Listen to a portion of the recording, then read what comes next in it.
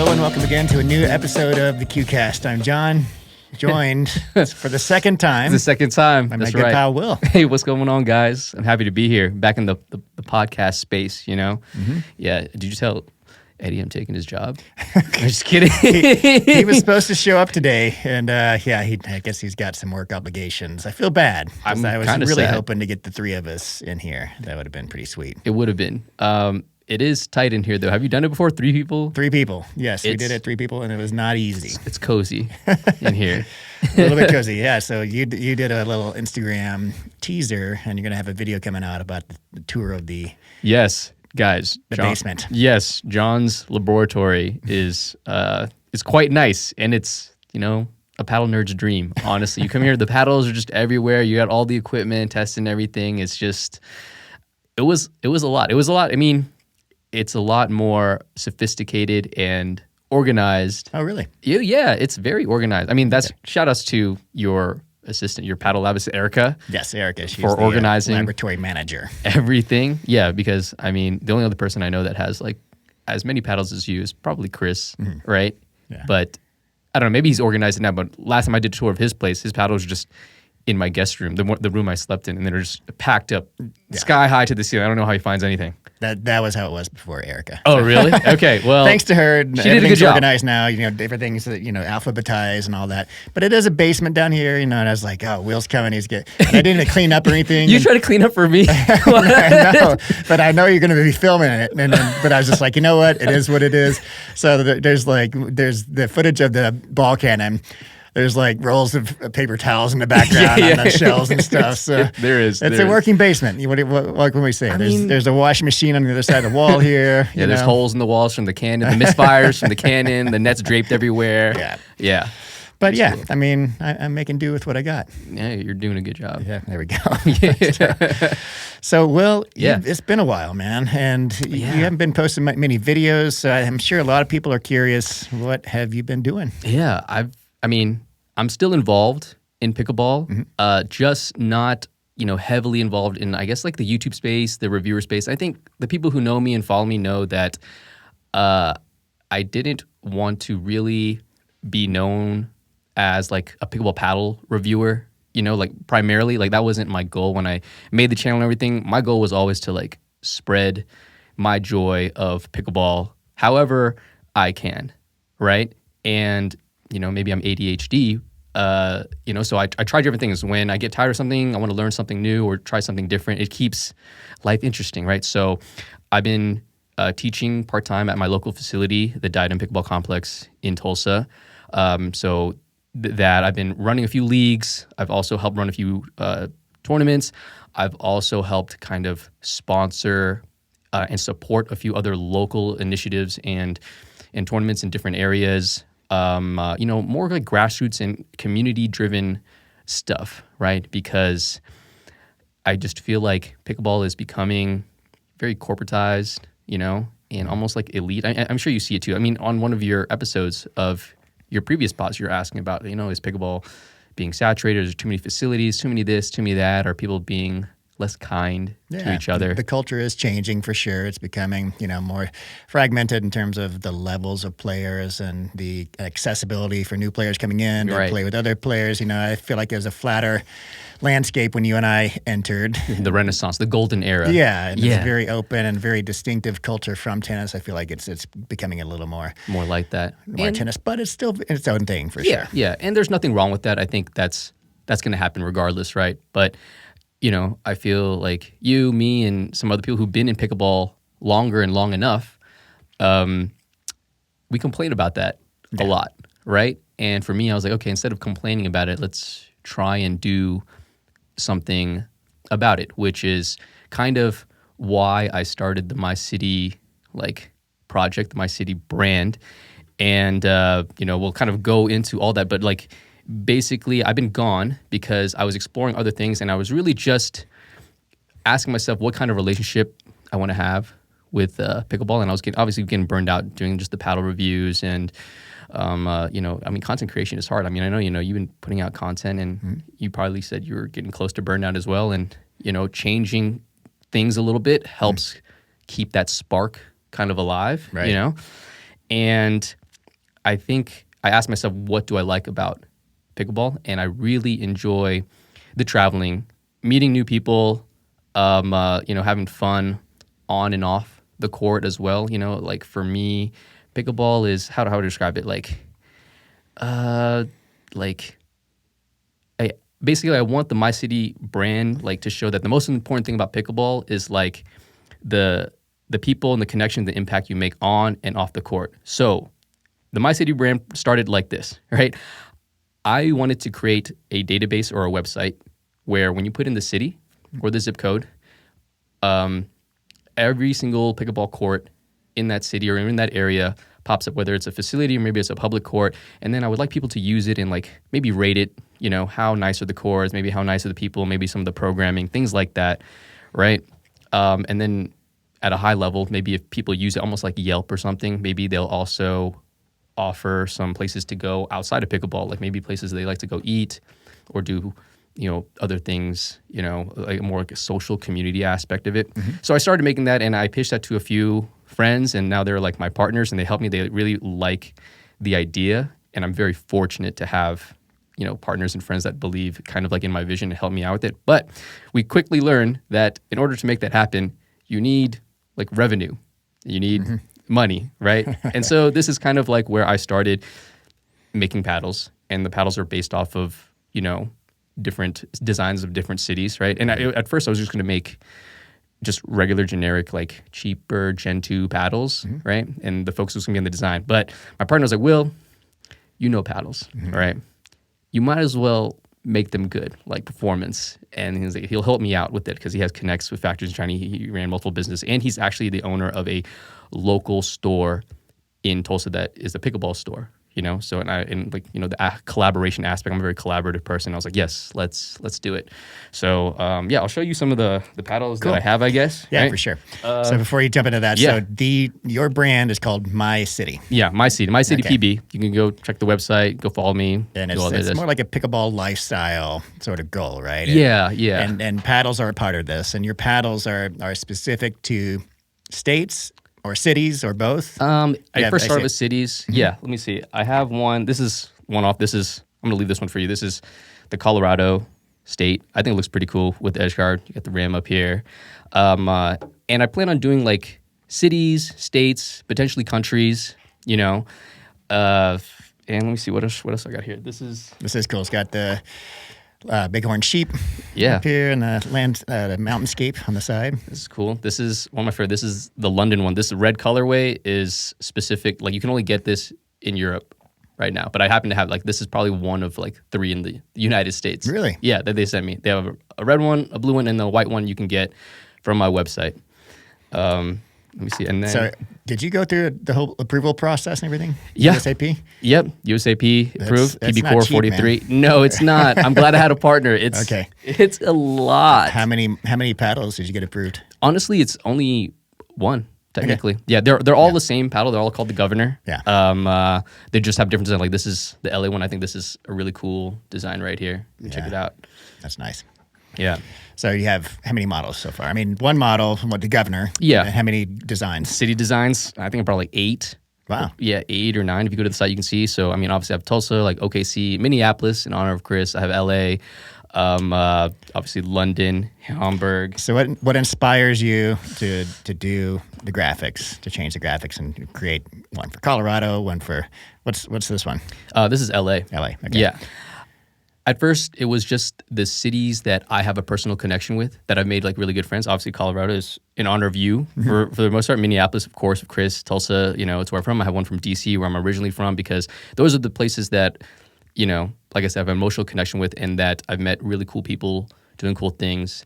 And, it's almost like telling their story. You know what I'm saying? Mm-hmm. I really want to, if I have the time, I would love to do almost a mini series of each city almost, and maybe have a person behind who's promoting pickleball in a very unique way. Like in Tulsa, my buddy Jameson, I gave him lessons, and he is a recovering alcoholic. He's about to be 3 years sober. He recently just got custody or rights back to see his daughter and stuff, and he is certified now to help other recovering addicts and, people are in alcohol or drug abuse. And he uses pickleball as part of his recovery program. So every now and then, like every week he comes to my leagues, he takes lessons from me, I give him paddles, and like he's the type of person that I want to kind of like sponsor and help promote. And there's a lot of people out there that are doing like really cool, like grassroots, ground level things. And I think that's what I want to help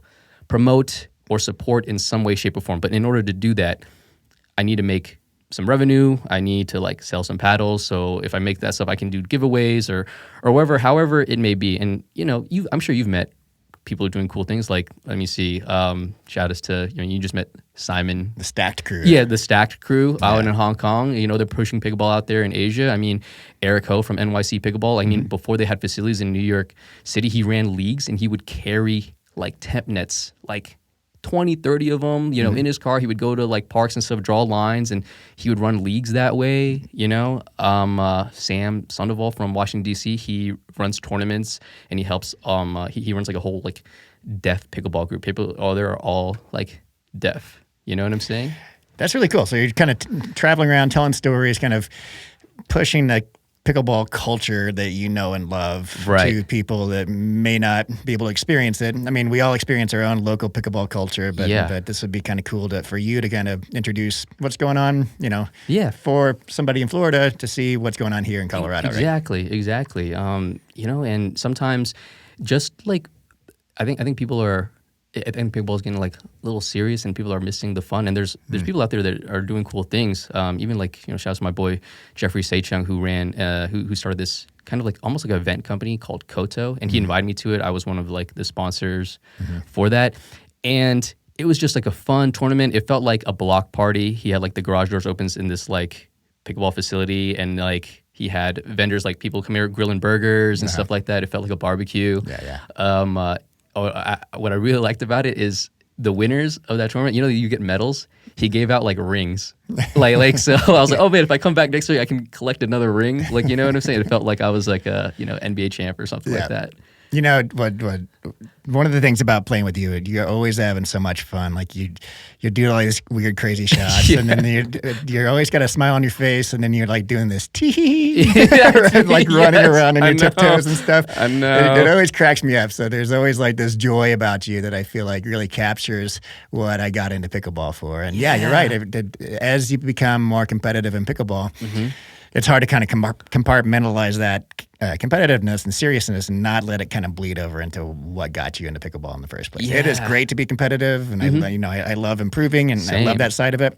But I'm one that kind of lets that bleed too much into like rec pickleball, and then just like continually focusing on improvement and just not taking a step back and look at the 10,000 foot level. Like, hey, this is just freaking fun. Like, how amazing is it that we're able to do this? Exactly. Yeah. No, and that's why I kind of do it. So when I play with like one of these paddles, like and that's why I made them like fun designs and fun colors. So like when I look at it, it's like a reminder. I'm like, okay, at the end of the day, like I'm having fun. You know what I'm saying? Yeah. Because I also get caught up in that too. I can get competitive and I can get serious. Yeah. And because it's my job, like sometimes I'm super serious about it.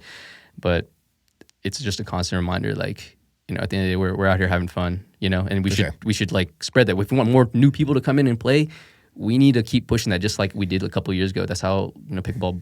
That's why it got so big, right? You're right, exactly.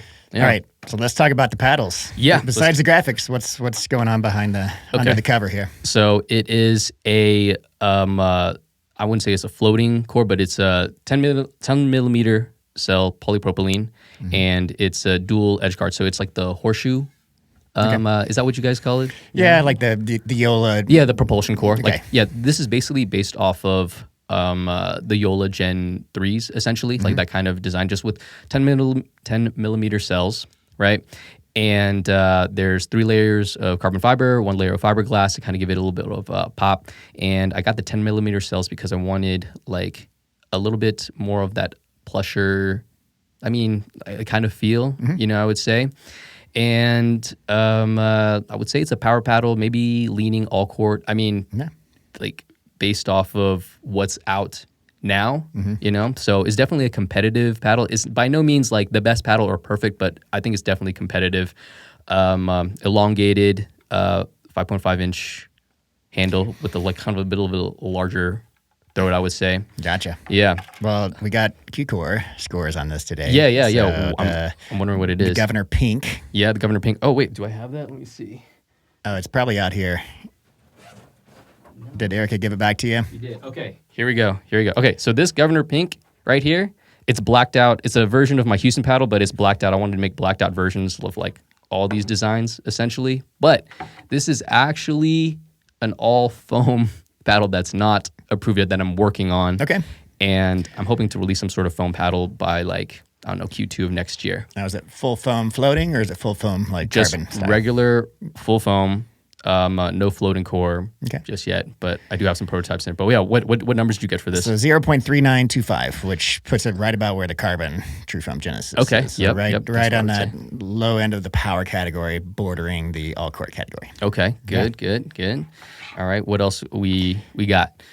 The Governor Yellow. Yellow. Okay, so this is the LA one right here. Right on. Yep. That one came in at 0.3812, so just a tiny bit lower. So similar in the boundary between all court and power. Gotcha. And is that the floating, not the floating, but the propulsion core? Yeah, this is the propulsion core. Right. Yeah, it's very interesting that that's the Q core because I definitely feel that this is more powerful. Is more powerful than this, or maybe more poppier, I would say. Like if I'm hitting it full swings from the baseline, I feel like they are probably about the same, but I do prefer the feel of the foam, like that little bit of dwell. It's just more, I guess, intuitive to me. Which one did I hit? I gave you this one. Okay. This one. This is the orange one. This is Austin. Yeah, I gave you this one. Is this also the Gen 3 one? Yep, the Gen 3 one. Yep. Yeah, so I felt like it had a good amount of juice, probably more than the Carbon TruFoam Genesis, which I assume is about where this is hitting, you know, if it's similar construction.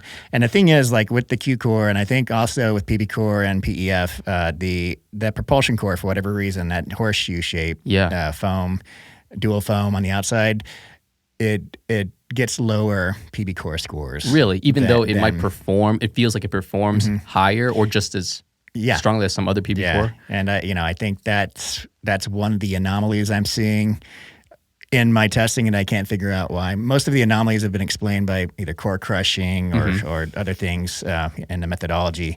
And this, I just can't figure out why these score a little bit lower. It's not a huge amount, but I feel like the Yola Pro 4 should be like mid-tier power now, and maybe pushing high tier, but they come in at like low tier on my KewCOR. So this probably is the same if it's constructed the same. So it might be coming a little lower.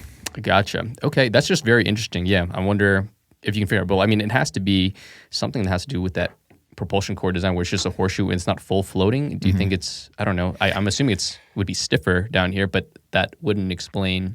Yeah, I've got to get in and look for patterns, to see if so we start measuring, we shoot down the face, 1, 2, 3, 4, 5, 6, 7 inches down, and if there's a pattern where maybe up higher, I imagine it is. That propulsion core is like a diving board, so I imagine up here you're going to get a lot more outbound velocity than closer to the okay, that would make sense. End of the diving board or the front end of the diving board. So, yeah, I'll figure it out. It's just one of these fun kind of puzzles, that's. I'm sure you will. I'm sure you will. So, I see that you also wrote down the swing weight for some of these. So yeah, let's do it. Let's see. Okay. All right. This Colorado one is one of my first batches, and yeah, it did feel heavy. And you have it at swing weight 124.06, right? And some of my newer ones, I've gotten the weight down. So like here, so this one, 122, and I have a swing weight machine at home as well that I tested some of them, and like my city is a fairly new one, but like I think all my more recent ones, like the Governor from like London and the Austin one, I think those go closer to like 120. Like even maybe like 121, like 119 to 121. And I don't know. Obviously, I knew about all these things, but like when you're making the paddles and you're like a small like company, getting the quality control is really like difficult. I definitely have a greater appreciation for, some of these brands and manufacturers now that are trying to get their quality control kind of down. It's hard to do. For you know sure. what I mean? Yeah. Well, how much do they cost, and where can people buy them? Oh yeah, so they go for $190 plus tax. You can go to mycitypb.com. You can use code Johnkew, Really? For Pickleball Will. I gotta go. Yeah. I made a code for you. They'll save you 10%. And if you're supporting this, like you're supporting me, and so that I can use that to like, I don't know, give back to the community the way that I kind of like want to, and like how I want to push the culture, and like, you, me, everybody here, you guys watching, listening, like, if there's something you don't like about pickleball, like you can be that person to like, I don't know, push the culture to the way that, I don't know, things used to be or the way that you want it. You know what I'm saying? Yeah. No, I like the vision. And so mycitypb.com. mycitypb.com. And is that just like a paddle front page, or do you actually have some content beyond the paddles? So I will tell you right now that the site is not technically where I kind of want it to be, but it is a work site. You can purchase things through it. And the reason why I haven't talked about the My City brand that much, even on my own YouTube channel, is because I was so worried about getting the site right and getting everything right. But I was just like, everybody's just, they say done is better than perfect, and exactly. It'll improve. So when you go to mycitypb.com, actually the database is there, and sometimes it's working, sometimes it's not.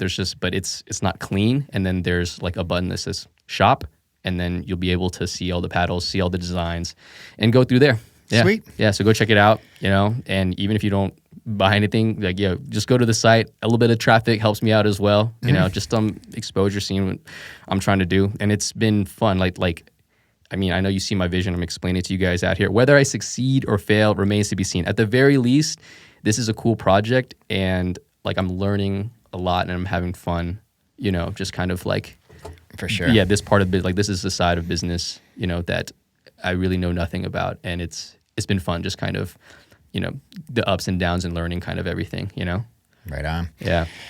Well, cool. Yeah, and you've got a lot. We did a lot while you're here, and you got a lot of content. And I expect eventually you'll get around to putting it up on YouTube, and maybe putting some Colorado specific stuff on your website. Exactly. I want to. Yeah. Exactly. I want to make more Colorado specific, like gear, maybe branded bags, maybe content specific to Colorado. Like, that place you took me to, Relish, was really cool, but I want to see what the public courts look like, and go see the places that you took me to, just to go eat and do the stuff we did, like just after pickleball. That was like a lot of fun. Like, we went to like a microbrewery, took me to this place that like sold chocolate. Maybe we're going on a hike or something. Yeah. You know what I'm saying? That's the cool thing about pickleball. You travel there, and it's like you get to explore the city, the town, and the scenes, the sites. Play a little pickleball. For sure. It's a good time. We ended up playing quite a bit of pickleball so far. We've got another thing tomorrow, probably at the Pickler, but so far we've been to Relish twice, and we've been hitting with some friends. And why don't we move on to Paddles of the Week? Yeah. Will? And we can... So this format this week, I think we're going to do a rapid fire with Okay, you. yeah. Now, we've got some new stuff to talk about, and you hit with some things you haven't hit yet. So I want to kind of blend all those together and just have you go through several paddles, yes, some of which we've already talked about on the podcast, a couple not, and just give like a one-liner on what you think they hit like and whatever you want to convey in terms of your feel experience on court. Yeah, exactly. Yeah, because I haven't hit with a lot of these paddles since I've kind of been out of the game a little bit. It's really hard. I don't know how you keep up with them. There's just so many paddles, and they're all like objectively very good. Yeah. Right. It all just comes down to preference. So, all right, let's go through some of them. All right. So, first one, Parris Todd C45. Do we have it? Yeah. Let's get that. Where is it? That beauty out. Didn't you have it in your bag? Oh, it's right here. Oh, sweet. Okay. Okay. Right here.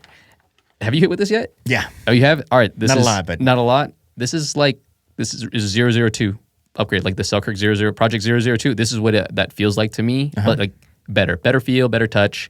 I feel like bigger sweet spot, better spin potential. But like, if you like that 002, like this is a worthy successor in my opinion. So for people that didn't play with the 002, can you explain like what that's all about? Yeah, it's like a firm, like stiff paddle. I would say it's fairly unforgiving, whereas this one is way more forgiving, and it's like very responsive, and that's what I say. And it hits pretty hard, and like the speed and the velocity, I think, stays pretty consistent throughout. If you don't like that kind of like trampoline like feel, and you want some instant feedback and instant like pop and power, like I think that's a good one. Yeah. Right there for that. Yeah, which is crazy because the 002 now is when it came out, it was Elite. top of the power spectrum, right? Yeah. And, you know, Tyson McGuffin had some you know, development input for Selkirk on that, and that was his paddle for the longest time. I remember playing with it for like a few points. I never really got one, but yeah, I remember it being stiff, and at that time, pretty poppy. Yeah. Didn't feel great, though. Didn't feel great. This one feels good. The C45 feels pretty good. Yeah, it's a very thin paddle, but 13.5, 13.25? 13.25, something really odd. 13.25 millimeters. Yeah, but yeah, if you like the C45s and the other shapes, then this one is cool in the sense that it's super lightweight, super thin. It's the thinnest of the C45s, and it gives a poppier response. And it looks good. This color is really nice. Love that colors. Yes, yeah. really There's dope. 2 colorways on that. Oh, really? What's the other one? Is it a more pink color? Is that purple? This is purple. Okay, yeah. There's a I pink forgot one. you're colorblind. There's a pink one too. Yeah, Just like Chris. Yeah, is that it looks like deep cobalt blue to me, which is really really, pretty. Yeah. which would be an awesome cool color as well. Yeah. Okay, next up. Let me see. What is it? The Loco. All right, so obviously this is the one that I think all the reviewers got before like the final graphics or whatever. On their way to me. This is elite power paddle that you can control with S-tier spin. That's how I would describe the Loco. Like out of all the paddles that I've hit in recent memory, I think this is. What do you think has given it so much spin? Man, this is great. Look, are you feeling this thing right here? Oh my gosh, this grit is great. Yeah. If this is the same grit that comes with the final production, like it's going to be absurd. Like I thought I made a gritty paddle, but like this is that's super gritty. Like I mean, mine's pretty gritty too, and there's other gritty paddles, but this is yeah. Like, so elite spin for sure. There's some dwell in there for sure, but yeah, I feel like that combination of the really rough ply and I feel like to me it's very intuitive. Like the feel and everything, like it does what I kind of want it to do, and that could just be me and my personal preference. And maybe I'm also a little biased just because, like, I'm a fan of B&B. I think most of us are, but like this is top tier. Yeah, I feel like it comes out of the box weighted up really nicely. It's on the light end, but it's not super light like the Quanta, which provides enough twist weight to feel stable and have a forgiving sweet spot. I put the firepower level, below the Selkirk boomstick, and but still elite firepower. Not too far behind it. Definitely like poppy too, but in a sneaky way because it's a more solid feel rather than a hollow feel. Boomstick. I do not like the hollow feel. Yeah. I remember you and I, we go way back. So in pickleball years, it's like decades. But remember when we were both like reviewing the early Ronbus thermoform paddles? So the Pulsar F2 came out. Yeah. No, what is it? What's the R2? R2. So R2, which is their elongated shape. And both you and I think we were chatting on the phone or something. Was it R2 or the R3? The R3 is elongated. R3, thank you. Square elongated. Yep. We were both chatting on the phone and we're like, God, I love the plush and dense feel of that. And ever since then, I've been like a fan of the plusher, softer, denser feel. And I've gone around, the block, and I still like the way the hollow ones feel. And I'm kind of, anyway, but that takes me back to way back in the day. Both had that preference. But yeah, so the Loco definitely denser feel. Great power paddle if you like the dense, softer feel compared to the with hollow. Still a little bit of a trampoline-like effect. Yeah. Okay. What's the next one? The Luzz. Let me see where I put them. Oh yeah, right here. Yeah. Okay. I know a lot of people were talking about these, and I've seen them around. I haven't really played with them that much. I got hit with them today. So let me see. Luzz Inferno. Okay. This thing is really good. This is basically a cheaper Loco with less spin because it's a little bit flat, but like. So this one is the $94 one. This one I think is $170-ish after 170? code. Yeah. Okay. So 170 and $94. Both both really good paddles. Like I would say like S tier, definitely like in A tier for sure. But this one right here, this is basically a cheaper Loco. Yeah, that's how it is. It's very similar construction too. So it's full foam, very similar floating full foam also. But the center of that one is MPP, so it's like microcellular foam versus the EPP, EPP? expanded polypropylene, which looks more like styrofoam with the bigger beads, and the Loco and most other. So this is the first in terms of MPP floated core. Okay. You know, the Ronbus Refoam was the first full foam MPP. This is the first floating. Floating, yeah. So it's a little different. I think it's very much in the family of Loco, though, like you said. Super solid. Okay. And then let me see. What do we got next here? Okay. No, the can. Okay. This is basically a poppier, grittier Luzz Inferno. This is the Canon. The Canon. Yeah. That's cheaper. That's like 94. Super cheap. Like yeah. what? Yeah, so this is a Gen 3 floating polypropylene, but everything else looks similar in terms of construction. So single band of EVA foam, you know, separating the polypropylene from the handle at the bottom. They're all, like, some of these paddles, like, are so similar, and they're all so good. Like, I don't know how you differentiate between them. I know we talked about this before, but I'll touch base on it, like, quickly, like, how I delineate and differentiate paddles, right? I talked about the grid. I need to make, like, my own, like, YouTube video of this, but, like, basically, I think this is how most people should probably think about paddles too, but you should have an x-axis, okay? And then on the far right of that x-axis is, the way I see it is power, and the middle of it is all court, and then kind of control, right? And then on the y-axis, okay, on the top you have kind of like firm, maybe poppy, right? Like stiff feeling. And then on the bottom is like a more plush, like maybe muted feel. And then in the middle you pick a paddle. It could be a paddle that you truly think is all court. My kind of reference is the 11624 all court vapor. I think that's like in the middle of all court right now, but you know, obviously as times change, that can shift. And then every other paddle, like I basically place on this grid. If it's more powerful, it goes here. But if it feels firm or like stiff or poppy, it goes up higher on the y-axis. If it feels more plush, it goes on, it goes down below on lower on the y-axis. And so then once you get a paddle, it kind of fits in this area, and I create kind of like zones in my head. So when somebody asks me for paddle recommendations, I'm like, okay, well, what are you playing with now? Like, what's your center? Right? And what are you looking for? Do you want something more powerful, more control? Do you want it more stiffer feel or more plush feel? Yeah. And then when they tell me that, I, you know, search in my mind map. I'm like, okay, he or she wants something in this zone. And then I recommend a paddle from that zone. All right. You know? I like it. Yeah. So a way to simplify kind of two variables that are very important. So firepower and then feel. Right? Exactly. Yeah. And you can change like those axes to whatever it is that is most important to you, right? Because I'd imagine, you know, if they look at your database or something like that, like all those metrics and stuff could be daunting maybe for the average person, especially if you don't understand them, right? But like, I think, you know, picking a paddle in the field is very subjective to like the player, right? And those things can change, right? So yeah, I dig it. Something like that. All right, anyways, moving on. Let's see. Where is it? The Quanta.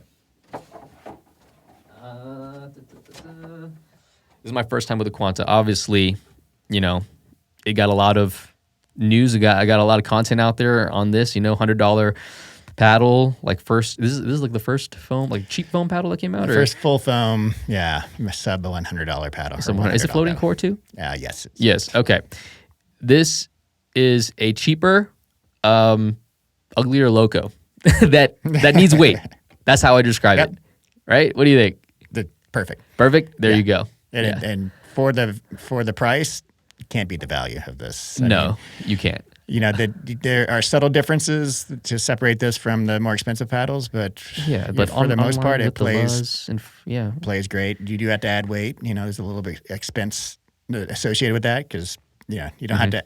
You can add as much as you want to this because they are like blank slates. But you know, I've added 12 grams minimum on these to really get them to where I want them. Okay, which is Anyway. Great paddle. So definitely a contender for my best value paddle. Best value paddle, yeah, for sure. Really good. Let me stick that back here because I got some more to talk about. Some more to talk about? Okay, good. I still don't like the graphic on that. Each time I look at it, I'm just like, you know, it reminds me of like Toby from Naruto, this anime, and he has like this power like from his eye, and he like teleports people into another dimension, and there's this swirl. That's what it looks like to me. Okay. All right. But it doesn't look nearly as cool or as good. Anyway, that's what it reminds me of. Okay, next up, the waves, right? Okay. Probably one of my favorite paddles out right now. It's just like right, like in that kind of like just powerful enough, just touching, like just enough all cord or control, not too powerful. It's basically a more spin friendly, slightly more powerful TruFoam Genesis, So that's how I would describe it. I don't know. Did you like them? Yeah, I think you're right. The spin is the main thing about these, the standout part of these. Yeah, I think that they're not getting a lot of buzz in the reviewer community, and because there are so many other paddles out right now that are just like, wow, they really hit you over the head with something in particular, or like a combination of stuff, power plus control, which, that's pretty amazing. These are just like spin and control, rock solid.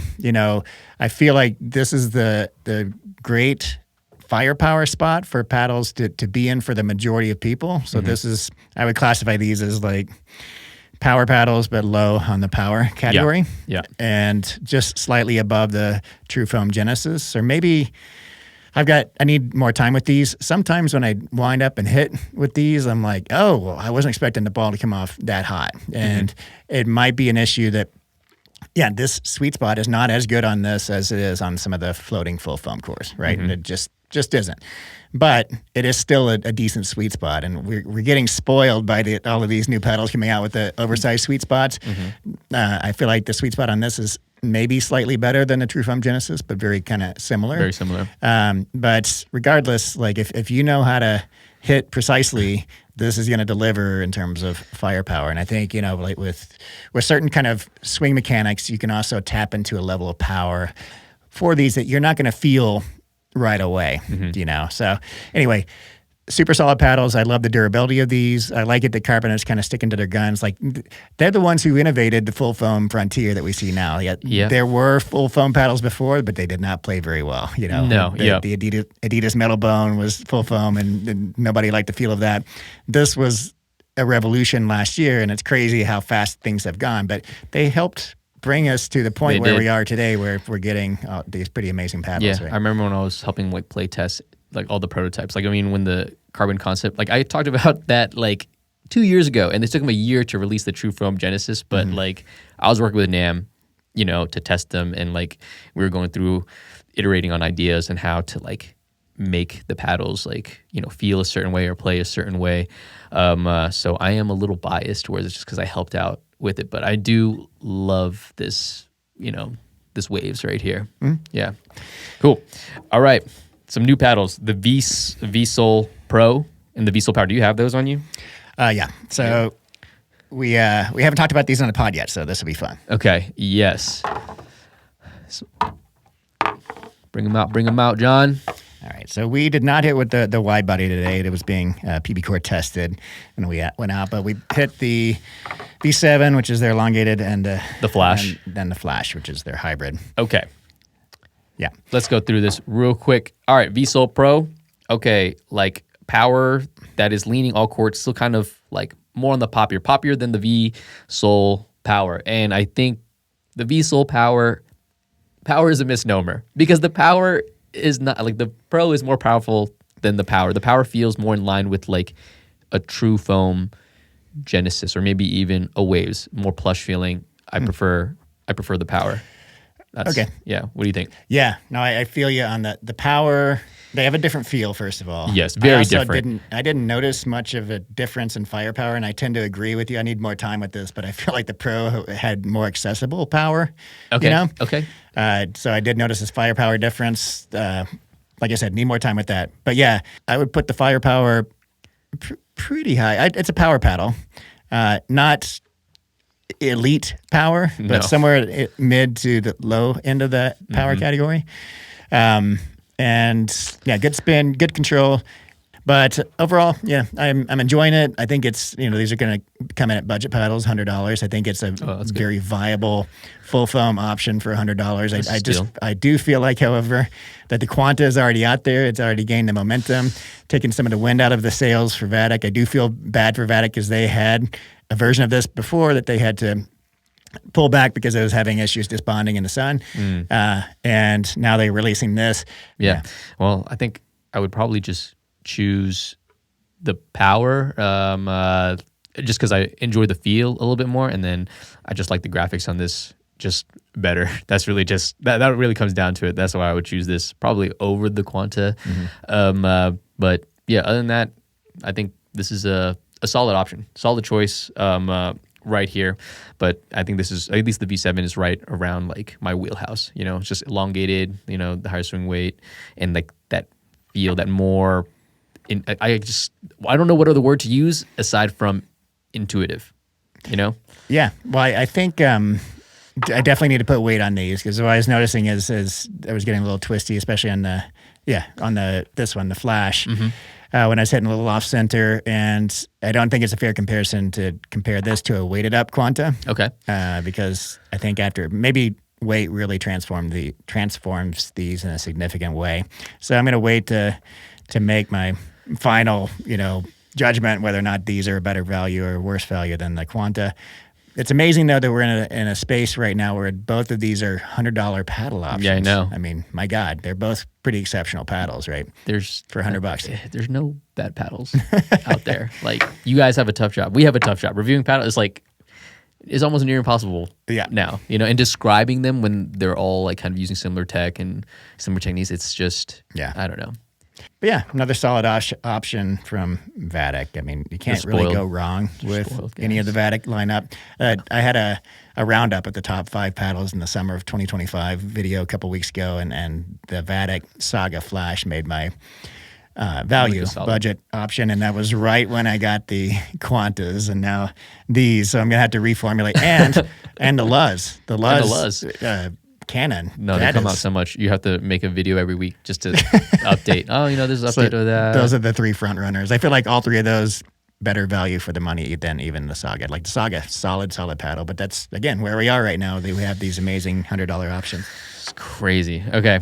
Now, for some new ones that we're now able to talk about even more. Okay? Yes, sir. Some of the most pretty paddles. The Ruby Pro and... Right behind you. Okay. All right, we'll go with the Ruby Pro first. Yeah. All right. This guy's right here.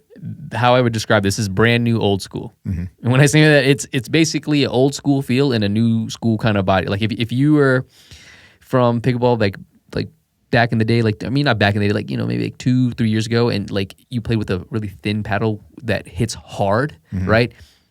This is what it would be like nowadays. So it's that thin kind of like firm feel, but the sweet spot in the feel is not as jarring. Like I don't know how else to kind of describe it. You get what I'm saying? Like when you hit it pops off, and you can feel that pop and that firmness. If that's the kind of like really responsive paddle that you like, but still is kind of like comfortable, right? I'm looking for the thickness. It says 14. It feels thinner than a 14. It feels thinner than a 14. Yeah. I mean, look, in terms of how it looks when you when you're holding it and feeling it in your hands. But yeah, definitely a poppy paddle. I think that's a good characterization. It has some, 2-year-old vibes to it, not in a bad way. Yeah, not in a bad way. In a better way. Improved. Yeah. Like similar to, almost like to the C45 as well. Like it have that firm kind of poppy, responsive feel, but it is more smooth.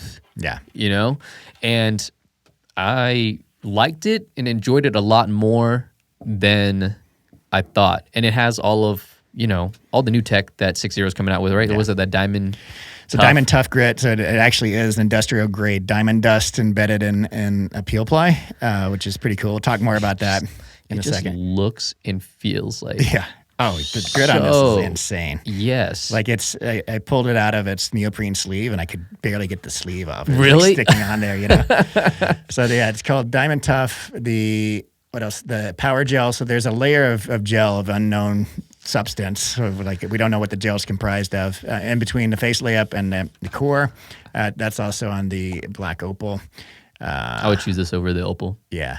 Shock Shield, I think, isn't that the... Yeah, that's like whatever divots they have it in the handle for shock absorption. They're putting some kind of like rubberized plastic into the handle and like little... Similar to like a rivets that you would find in like a kitchen knife. Yeah, yeah, exactly.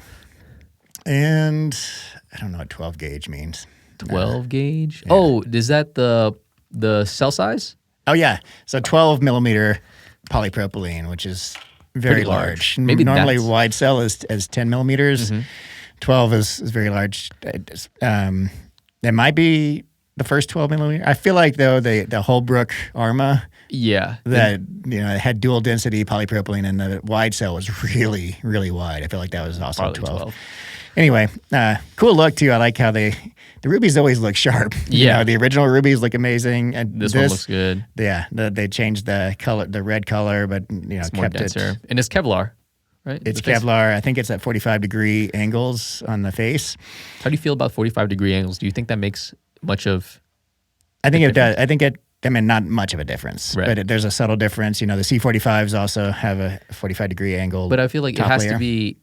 So is it 4? Do you know how many layers this is? I don't. Okay. Yeah, probably even if we do, we might not be able to say it. I don't even know.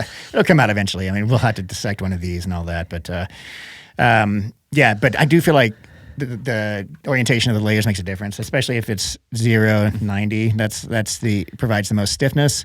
And I dissected the boomstick, and it's, as far as I can tell, it's only 2 layers of unidirectional carbon fiber. One is at 0, and the other is slightly offset at 5. So that makes it like technically like softer, so that like the ball like cusps more. But especially along the long axis, meaning it folds like a taco. You know what I mean? Yep. But it's stiffer on this axis. Which is the perfect scenario for getting good spin. Right. 'Cause Exactly. It's like the cross strings of a tennis racket grabbing the ball and spinning it. You know, which. Maybe I'm overanalyzing it, and there's something else going on there, but that's what I feel like they engineered that for. So yeah, I think it makes a difference.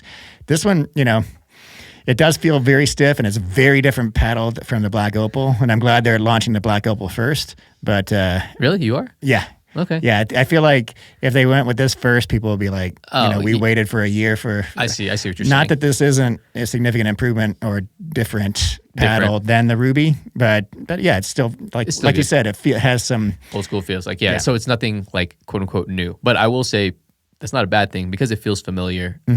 And between the two, I would choose the Ruby Pro over the Opal. But I think most people will like get hyped for the Opal. Yeah.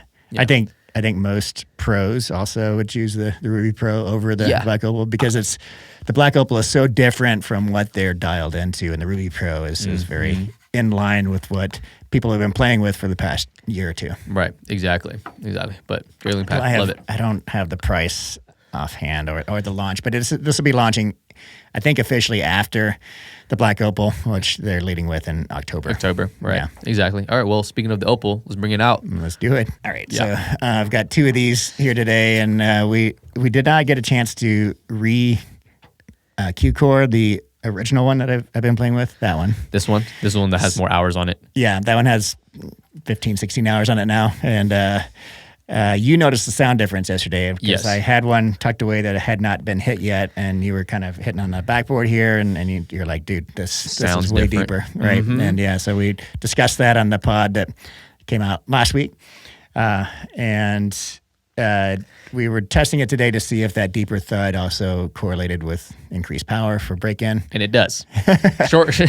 Long story short, it does. It does, and it is, in my opinion, quite a difference. Like the new one, when I hit with it, I was like, okay, like I got this down, easy. And then when I switched to this one, I was like, okay, I really need to dial it back. Okay.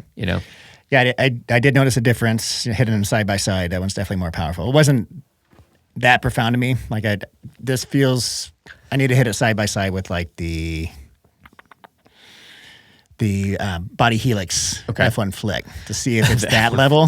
I mean, crazy. Maybe it's getting close to that level now. It's close. Yeah. I mean, I haven't hit with the Body Helix Flick that much, but from what I remember when I did hit with it, I feel like this broken in Opal is very similar. But then hitting with this one, I don't know if it's just because I was slowly getting used to that one increasing in power, but this one felt more muted to me than that one did when it started. Right. So what might be going on here is that I got these in China when I went to visit Dale in the 6.0 factory. Okay. These are technically production models, but they were slightly iterating even as I was in the factory there. And 2 weeks after I left the factory, they landed on their final formulation, which I don't know if that relates to why this is breaking in. I know I can't talk about specifics, but I know some of the techniques they were using to mold these, and that could be responsible for elements in the core of this potentially leading to break-in versus the newer versions. And I'll talk to Dale about this and see. So, this is, again, no paddles are perfect, and this could be a one-off, or it could be something that would be a trend. Still, in the paddles, right? Even if this was like either or, like they're elite. Like I would this is, I would say 6-0's, I guess, quote unquote, best paddle. I think if you were to ask most consumers, like I said, 6-0's best paddle is beautiful, it's elite, but I don't think it's for me. Even if this was closer, the one that's a little bit more muted, a little bit more controllable, in my opinion, like. Yeah. Now that surprises me that this doesn't, maybe it's just the overall firepower, but I feel like the feel of it is very much like a Will paddle. Yes, no, the feel of it, I love the feel of it, but as soon as I do like a full kind of stroke with it, I feel like that power just like is like exponential. Yeah, very exponential. Yeah. You know what I'm saying? That, so it's not nearly as intuitive, at least for me, and like how I like to swing. Like I would definitely have to change my swing and dial it down. Very much like, I take larger like back swings, from tennis, even from the baseline. And from the baseline, I would definitely have to like start just down here, low here, and just kind of push through it. And then I would still probably get the same amount of power. And then, if you're up at the kitchen and digging with it, like very little movement is needed to generate the power needed. Yeah. Yeah. 100%. And you are where Eddie started when he started hitting with this. Like the first day we hit it, he was like, that was fun, but no way I could ever play with that in a tournament. Like it's just too much. And now he's enamored with it. Okay. And his, I don't think is breaking in. But regardless, I started a little hotter than Eddie on it. I was like, I do like this, and I could potentially see myself using this, but I'm slower to really embrace it because I do feel like on different days, depending on how I'm playing, it's either working for me in an amazing way or it's not working for me in a catastrophic way because I'm hitting it 6 feet out, right? Yeah. Well, I mean, I also like, I will say maybe I would like it more, but also I'm also getting used to hitting here in Colorado, atmosphere. That's big. Yes, very good.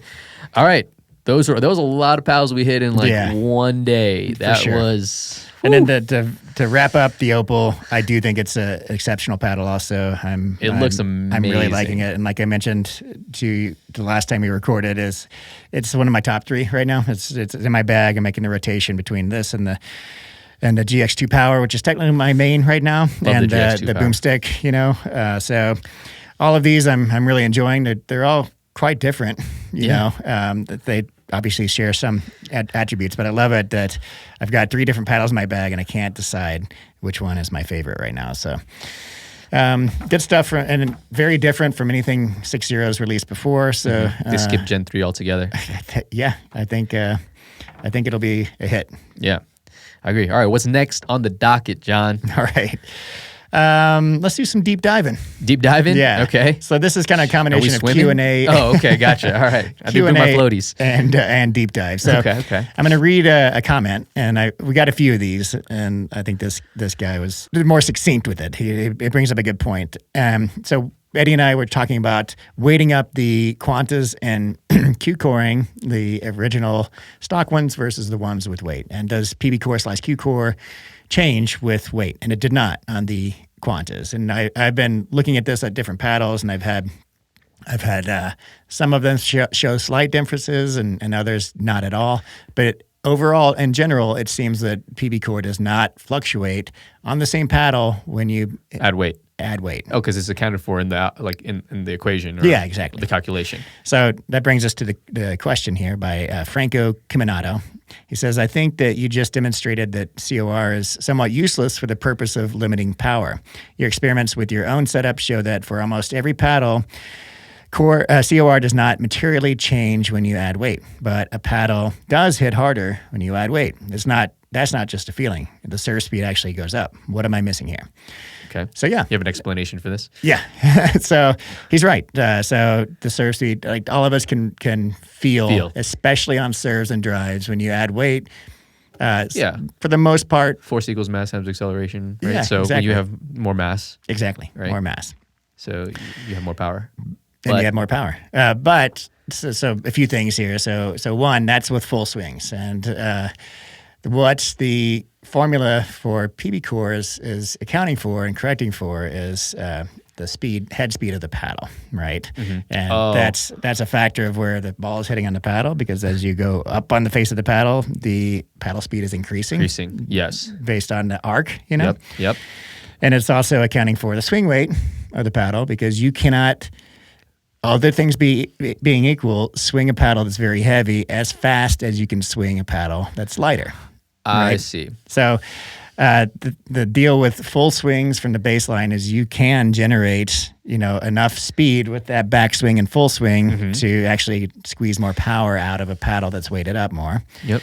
Versus this, you're always going to be hindered when you add even a few grams of weight to your paddle. Right. It's always a tiny bit slower, even if you can't see with the naked eye, but it's there. And that makes a lot of sense, because in your testing, when you shoot out of the cannon, right, the paddle always stays static. You're not swinging through it. Right. So adding additional weight doesn't really do anything, because the paddle's not moving. Yeah, exactly. Okay.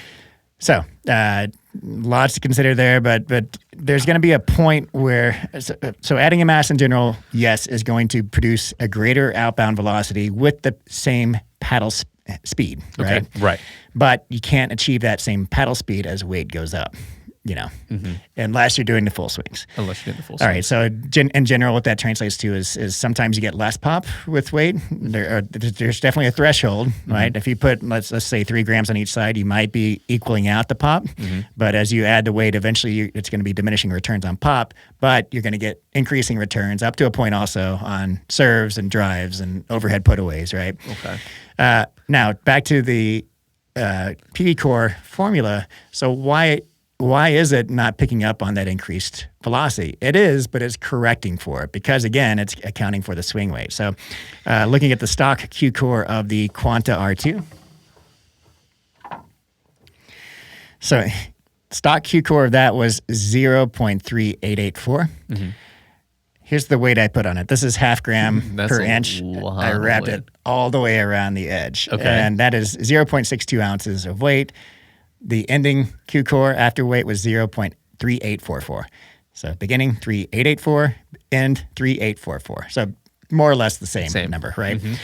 Okay, so what gives there? Well, if you look at the raw outbound speed, it actually does increase the outbound speed after you add the weight, because there's more mass there. Not much, but the stock outbound speed, shooting it at 50 miles an hour inbound, was 13.62 miles per hour. Okay. That's without the weight. When I added the weight, that bumped up to 14.27 miles per hour outbound, 0.65 miles per hour difference increase after adding the weight.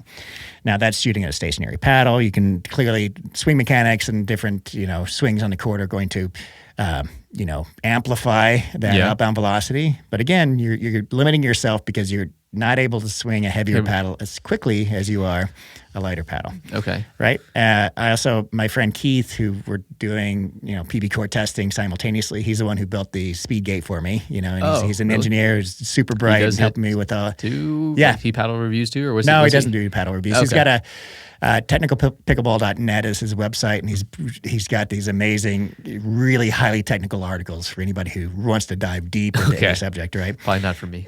So he did the same with his Quanta. He ordered one. He added 15 grams, and that added 0.78 miles per hour to the outbound, but his PBCOR stayed exactly the same. Really? Okay. Yeah. So the formula is accounting for that, and it's not because the formula is bad, or it should definitely account for swing weight, and also that would be a way to cheat the system if you could produce a very lightweight paddle.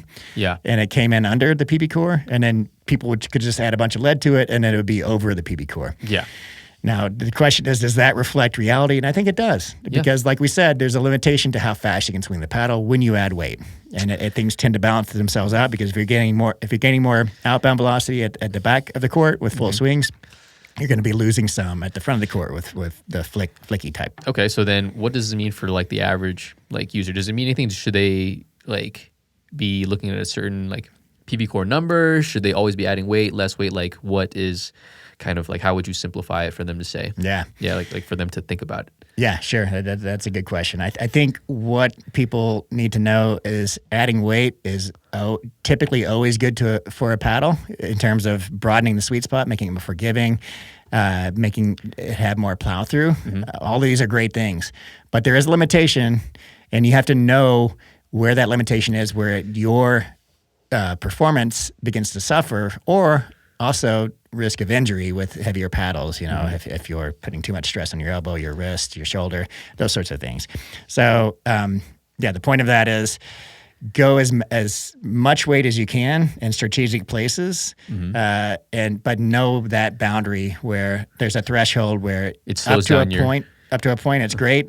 Beyond that point, you start to get diminishing returns. I see. Yeah. Okay. So you and I know, like, my ideal swing weight is typically 118, similar to you. To me, I'm around 118 to 120. Sometimes I like my shorter paddles to be a little lower in swing weight. And, at 114, I feel like I have wicked fast hands, and that's kind of fun to experiment with. But 118 is my threshold. I get much beyond that, and I feel like I don't have as quick of hands. I do feel the stress on my elbow and my wrist, and it's just not good for me. Yeah, no, I see. I think it also depends on your game and what you like kind of really want. Like for me, serve, returns, drives, like those are kind of like my bread and butters, so I typically go for higher swing weight, even like the pedal, like, my city, the Governor, the first ones I made were kind of high, like, 124, 122, but now all my recent batches are closer to like the 120, like closer to what I like. And it helps me with the drives and everything, but up at the net, maybe I'm like, I could be faster with some, but I'm still like fast enough. Like, you know what I'm saying? So you have to like weigh how you play. Yeah. Right? Weigh how you play. For sure. Yeah. Well, that was fun. Thanks for bearing with me on that. Yeah. That was a lot. Hopefully you guys out there, that you follow that, because that is something that is probably not maybe as intuitive, at least when you read the numbers. Like, you know what I'm saying? Yeah. So, but yeah. So another couple of questions before we go. So, bunch of comments on our last podcast about when we talked about the Quantas, and adding weight, and a lot of people were like, "Did I miss it, or did you not give us the updated swing weights?" And I went back and watched that section, and I got lost in my own thoughts. And so you didn't give it. So what were the updated swing weights? When I added the weight, here's the swing weights, and then I went off on some other tangent and never came back to the swing weights. It always happens. Let me give it. Yeah. So, adding all of this 0.5 gram per inch around the entire perimeter, the swing weight of this is only 112. Wow. Isn't that crazy? That's crazy. That is how light this thing started out. That you could add plenty more to this and still be good, manageable. So this is the R2 shape, the R3 shape, where I mimicked the half an ounce on each side of the paddle. Why did you do that? Because a lot of people were comparing these after you weighted them up to the Selkirk boomstick. Oh, I see. Okay. And I think it's a valid comparison. I think they're quite different. A number of variables, but regardless, the swing weight of this is now 118 on elongated, which, that's right about where you want it. That's why I liked it. Yeah, hitting us, 118. This feels solid. I might even add a little bit more, but it was good. And I do like that weight setup on this one in particular. And then what about the R2? R4. R4? Yeah. And this is kind of like their hybrid? Hybrid, yeah. Okay. And I did the same thing as I did on the R2, just wrapped it all the way around with 0.5 gram per inch, and that bumped it up to 115. Okay, which still pretty low. Still pretty low. Do you think that one's going to be? Is that their most popular one, or I don't know what their most popular is now. My two favorite shapes of all of them in the Quanta shapes are the R2 and the R4, and I'm still leaning towards the R2 as my favorite right now, but the R4 is a very good option as well for me. Man. Ronbus killed it with these Quantas. Yeah, so that's that. You can add a ton of weight to these Quantas. And you'll still be good. And you'll still be good. Yeah. Last question. We can both answer this one. Yeah. How does the Luzz Inferno compare to the Loco? Oh, I mean, we kind of answered it before, and like they're pretty much the same. Like that's how I see it. They're the same, except the Luzz Inferno has, I think, less spin potential just because of like the less grit. Yeah, really, that's all it is. Other than that, it almost feels exactly the same. Like, I think the the subtle differences. You feel that they're constructed exactly the same. I think it's even in the same factory, so fully floated with an EVA band around a full foam center. The MPP foam and the Inferno versus the EPP foam and the Loco, I do think they play very subtly different. I feel like the MPP and the Inferno is a little bit denser feel. I would say you're right. Yeah. They'd be like a little denser feel. That's what you go for. And it's loud. I think the Inferno is louder than the boomstick. That Inferno is loud. Yeah, this, like, I think, like, the sound of a paddle is a really important aspect. Like, you know, some people really like certain sounds, right? And sometimes I feel like it's too loud. I don't know if you, like, one time I hit with the boomstick, even like something like the Yellow Pro 4 or something, when you hit it like a scorpion shot or something really close to your ear, like hard, and you're finishing a shot, it like hurts. I don't know if this ever happened to you, but I'm pretty much deaf in my ears from drumming for 30 years, right? So, oh my gosh. You guys let me know out there if like that's an issue.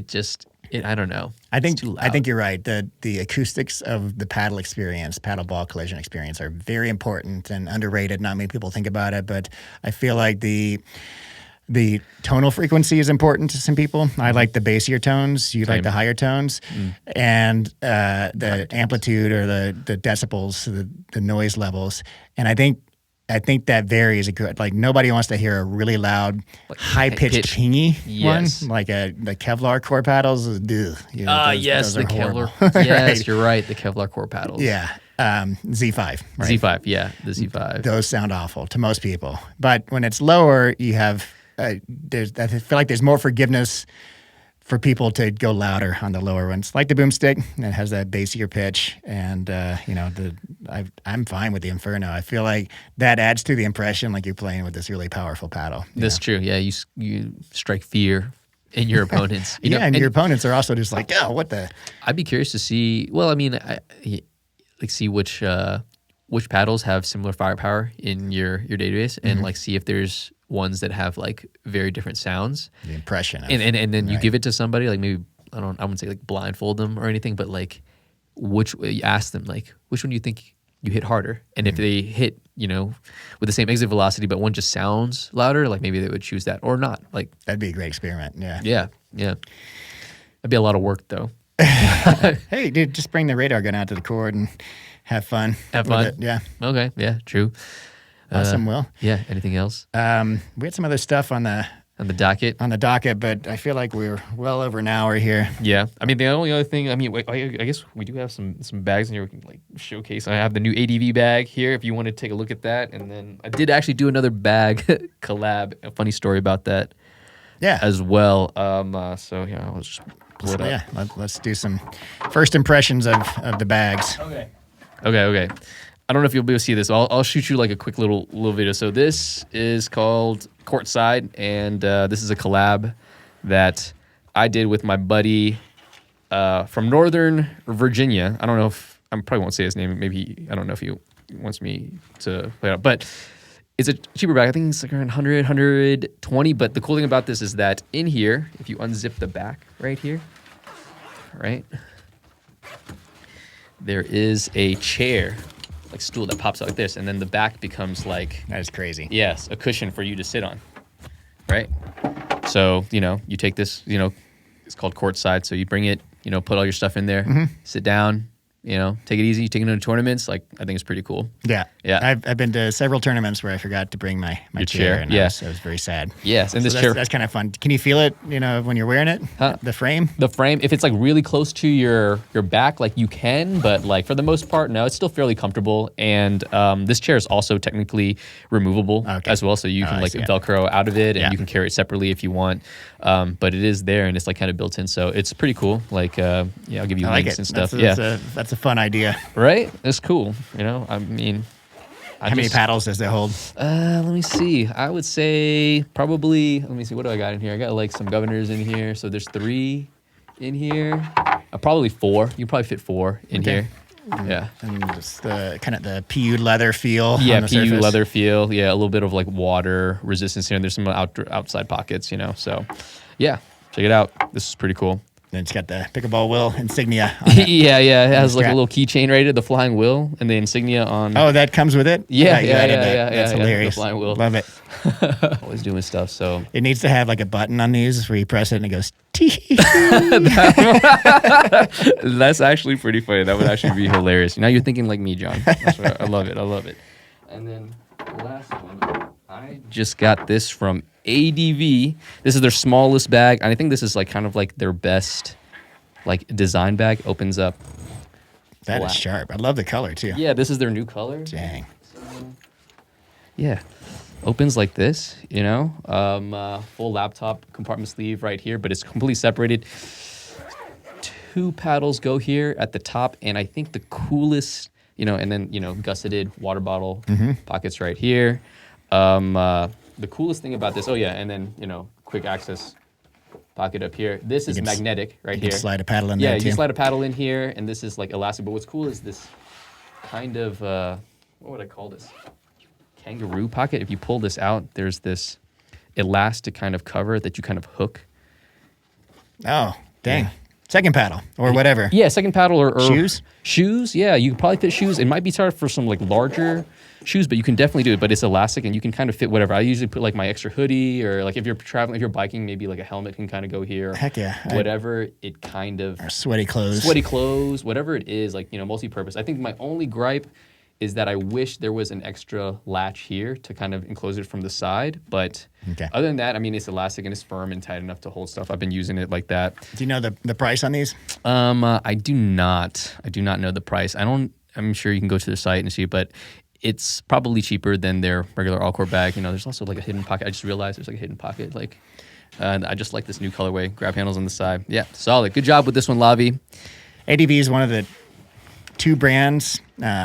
Forward ADV, I feel like, are the premier options out there right now for bags. Like I agree. You can trust the bag. Everything is top quality. I mean, feeling the top strap and the other. What is that material called? The seat belt, this kind of like seat belt it material. feels like seat belt. It's super plush, but you know that is not coming loose. The stitching's not going to come out, and that thing you could trust your life with that. You're rappelling with it, right? So yeah, good bags. I dig the style of that, and yeah, I'd like to check it out. Yeah, cool. I mean, that's about it, John. Anything else? I think that's it. Yeah. Well, I'm bummed out. You're leaving tomorrow, man. It's been a fun couple of days. And, it was fun. It's been fun. I'm glad I came out. I mean, we talked about this for like over a year. You know, I was going to come visit you, and here I am. Yeah, we all kind of talked to each other about it. We've got to come visit soon. You're the only person that really follows through on that's that. Right. I'm a man of my word. See, I'm including myself in that too. I have a lot of plans to go visit people, and I rarely do. It's all good. You guys got work to do. You guys got paddles to review. I get it. I mean, this is me just doing what I naturally do. Traveled around, you know, go to some cool spots. You can take me to some cool spots, you know, drink a few beers, you know, get some good food and play some pickle. That's, you know, that's just kind of like it fits into my lifestyle. I don't have all this time to hit all these paddles like you guys do. That's your vibe. Yeah. All right, well, let's go eat some sushi. Oh, yeah. Let's do it. Peace.